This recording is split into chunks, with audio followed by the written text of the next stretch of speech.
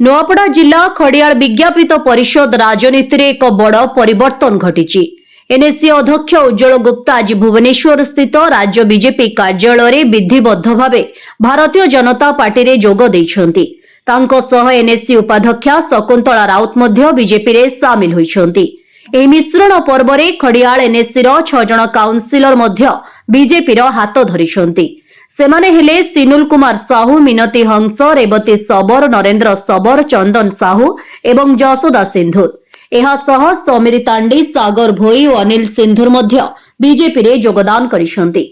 राज्य बीजेपी कार्यालय आयोजित एही मिश्रण पर्व रे राज्य बीजेपी सभापति मनमोहन सामल, उपमुख्यमंत्री कनकवर्धन सिंह देव, राजस्व मंत्री सुरेश पुजारी, सांसद मालविका देवी एवं नुआपड़ा जिला बीजेपी सभापति कमलेश दीक्षित प्रमुख उपस्थित रही नूतन सदस्य मानकु दल को स्वागत करथिले। एही अवसर रे दलीय नेतृत्व कहिथिले जे खड़ियाल अंचल रे एही योगदान दल को अधिक सुदृढ़ करबा सहित विकास कार्य को आहुरी गतिशील करिबो।